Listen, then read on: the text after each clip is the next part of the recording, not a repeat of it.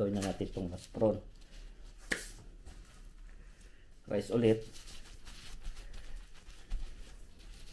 Pero nasa inyo yun guys. Ako isang handful of rice ang ko kasi malaki yung prawn na palaman natin. Pwede din liitan.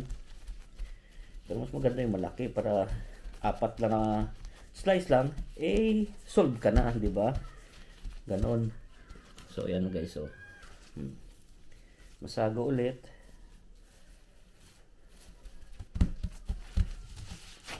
So balik na rin.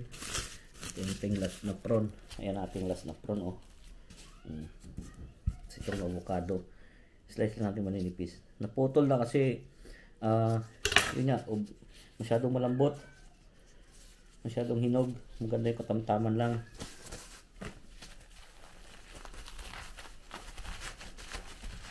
Katamtaman lang sana. Mas okay yun.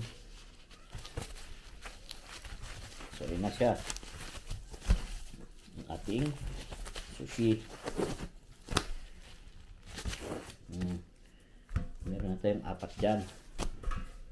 Tabi natin para Tapos itong isa ay gagawin natin ay salmon naman. Anyways guys, pag gumamit kayo ng mga gulay, depende sa inyo kung anong gusto nyo. Pwede namang pwede namang lettuce, pwede din yung mango, pwede din yung cucumber, nasa inyo.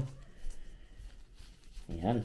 Pero ang aking ginawa ngayon ay puro lang avocado ang ginamit ko.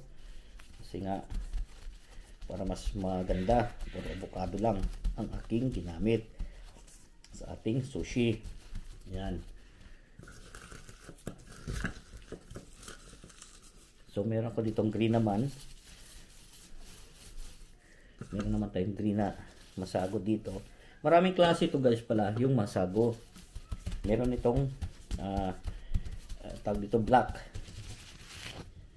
Merong green, merong orange.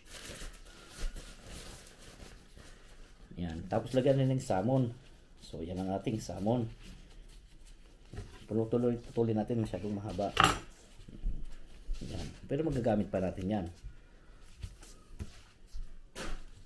So, avocado ulit. Puro nga avocado ang gamitin natin. Kasi masarap dito yung avocado.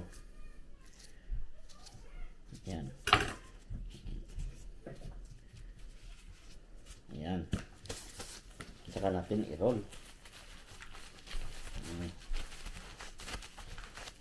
Parang madali lang yan guys, pero matututunan nyo rin yan, diba?